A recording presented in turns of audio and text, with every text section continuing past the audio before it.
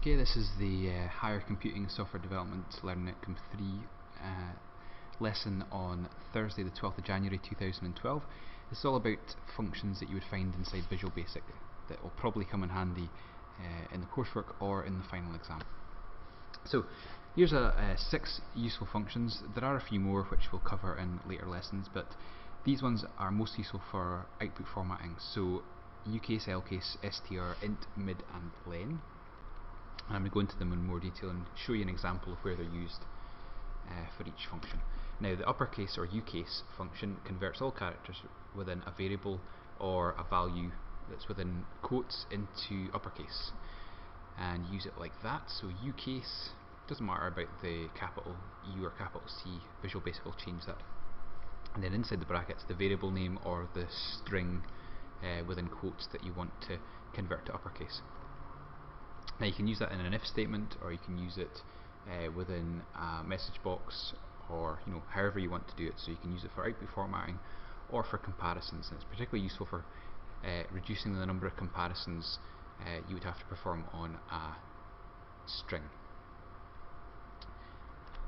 So in this case we are just going to convert the lowercase word hello into uppercase. So we'd put that into a message box, and this would be our output.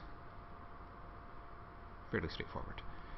There's another function called lcase, which works the reverse of ucase. It's basically converting all characters within a string or a value to a lowercase, and like before, use lcase and then the variable name or the value in brackets. And in this example, we're going to take capitalized word hello, pass it into the lcase function, and if we output it onto the screen, it would look like that. So quite handy. Other functions that you might find useful, str, that basically takes any numeric variable or value and it turns it into a string. Now these would let you edit individual characters that make up that number. Say it was 101, you would be able to edit 1 and then 0 and then 1 using other functions. Or you could just display it and you would know exactly how it was going to be displayed on the screen. It wouldn't try to format it, it wouldn't allow you to format it, it would just turn whatever the value is into a string. However, it does increase the amount of memory needed to store the value, so watch out for that. If you're trying to make your program efficient, this is not something to use. str variable name is the way to use this function, and here's an example. If we take 255, which is an integer number that would be stored in 1 byte, okay, 255, and we wanted to pass that, wanted to convert that into a string, it would then require 3 bytes of memory to store the 2, the 5, and then the second 5. Int converts a string variable or a value into an integer. There's different flavors of this. If you want to convert an object into an integer, it's cint, but Visual Basic will give you some assistance with that. Int is the generic one that you should know, and this basically enables a value that's been input by a user to be used in a calculation, especially if you've turned option strict on. Another good thing is that it reduces the amount of memory needed to store a value. So if you've asked a user to input let's say a 6-digit number that's going to be used in a calculation later, you could store that in half the amount of bytes or more if you convert that into an integer. And that's how you use it. int, and then the variable name or the value in the brackets. Remember, it's a string variable, so you would need quotes if you just put in a value. Okay, here's an example. So we've put 255, which is a string, and we want to turn it into an integer. Previously that string would have taken up 3 bytes of memory and so int turns it into an integer value, which they could then be stored in 1 byte, leaving the other 2 bytes free for the program to use in other ways.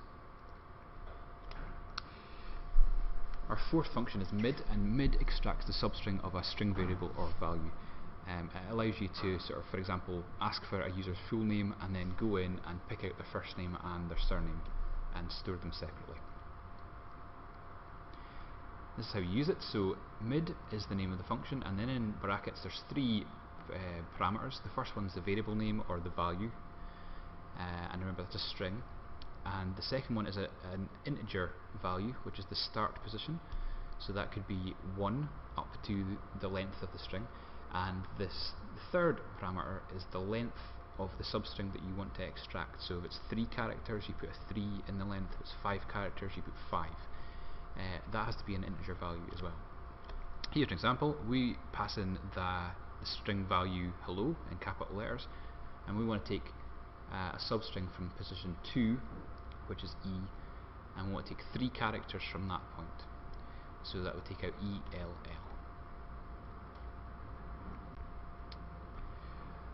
Len is related to mid in that it can return the number of characters that exist in a string variable or value, and it will return an integer value because it will be whole numbers, and it's probably most useful for checking the length of a string and make sure it meets the constraints. So in this example, you could check that a password entered by a user is greater than or equal to 6 characters. But it can be used for other functions as well, but that's definitely an easy one to remember. You use it just like most of the other ones. There's only one parameter, and it's the variable name or value. And if we passed in a value, which in this case would be the hello in capital letters again, it just counts the characters in the string and returns an integer number, which in this case